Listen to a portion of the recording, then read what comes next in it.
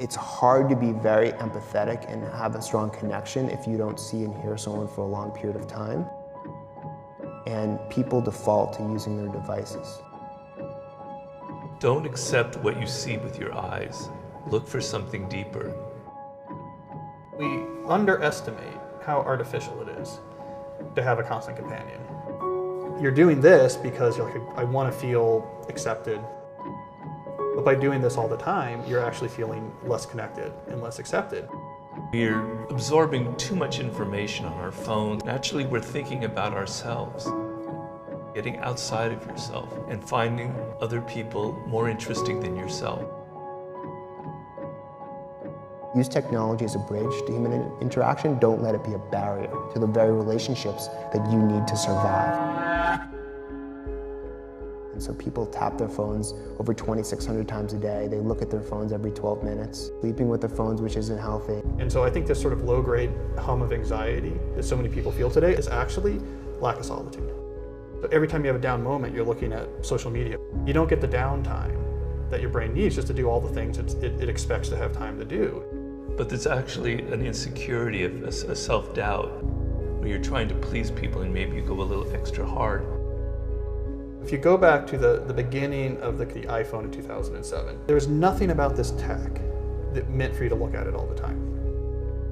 Right? Steve Jobs was a minimalist. His whole thing was, I want to take something that's really important to you, and then I want to make the experience beautiful. That was smartphones. It was this beautiful tool that you brought out occasionally to do specific things. Yet I find, especially with people my age, everyone is not only looking for validation, they are afraid, they have true fear to leave a relationship because they don't want to be lonely. They have fear of being judged, so they just stay online. We're watching the same world, the same reality, but we experience it differently. So you have an attitude that colors what you see, and some people have an attitude that tends towards the negative. You have certain beliefs, certain ideas about life, and you're not willing to change them.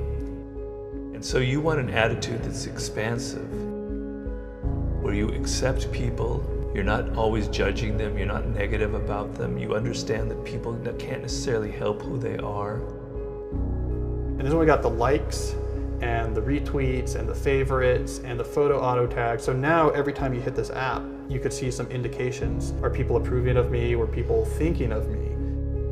And that's what changed our relationship with the phones from this Jobsian vision of this is a beautiful object that does a few things really well into I have to look at this when I'm walking the dog. I have to look at this, when I'm in the bathroom. I have to look at this when I'm in the line.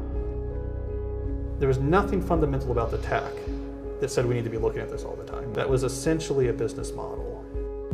And the research shows that people should have some alone time and then sometimes a collaborator be with other people. And the healthy balance of both is really important. So technology can bring you closer together, it can make you more human, it can create more opportunities for you. But at the same time, if we're always overusing and misusing this technology, it can bring us further apart and damage our relationships. Their issue was autonomy. People were feeling like, I am losing control over my life. And that's why I'm upset. Not that this is always bad, but it's that I'm doing this more than I should. I'm doing this more than is useful. I'm doing this more than is healthy. I'm doing this to the exclusion of things that I know are much more meaningful. I feel manipulated, like how I feel, my emotions, that somehow these algorithms are changing how I feel. And so the argument is, I'm losing my autonomy as a human being. The problem in our culture is it's a burnout culture. People are working more hours, especially with technology. People are working nights, weekends, and vacations. Not having your phone is the new vacation, right? Because there's a guilt feeling, there's a convenience feeling, and an addiction. Number one need that humans have, I want you to remember this, is to feel validated by other people. We can feel good about ourselves, but if we don't get that from other people, if they don't validate that we're smart, intelligent, independent, it's hard to feel that. So we're all craving that validation. And so true productivity is on an individual basis. And if you waste too much time doing things that are not giving you the benefits just because it's a distraction, Getting to know yourself, that's why fulfillment's important. It's the self-awareness, and then it's putting together a schedule to reflect what you want to get out of your day, week, month, quarter, year. Competent person who has a skill is sort of quiet and easy. The non-competent person is out there yelling into the void online.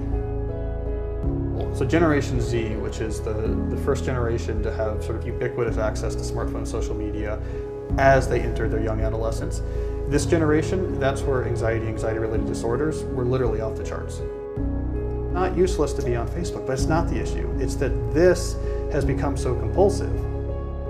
What do we need to flourish as human beings? You do activity that has intrinsic quality, right? So you go out there I want to do things with my time that itself is high quality, and there's value in just doing that. And then in your professional life, you look to make impact. New research shows that open offices are bad for human interactions. So if you're not getting your alone time, if you're always hearing and seeing people in the office, you're very distracted. But if you're not getting that, and you don't get any human interaction, that extreme can hurt you as well. I mean, when things become dangerous in our life is when you start using them to escape harder things that you don't want to confront. People are most creative in conversations with other people. People make you more creative, not sitting and looking at a wall, not looking at your computer all day or your device. So we're wired to be very fulfilled when we can take an idea and manifest it in the physical concrete world. Which is why there's a type of fulfillment we get when you knit something or you carve something or whatever it is that you don't get on a screen. We are not given natural guidance in life. We could wake up and we could not go to work tomorrow.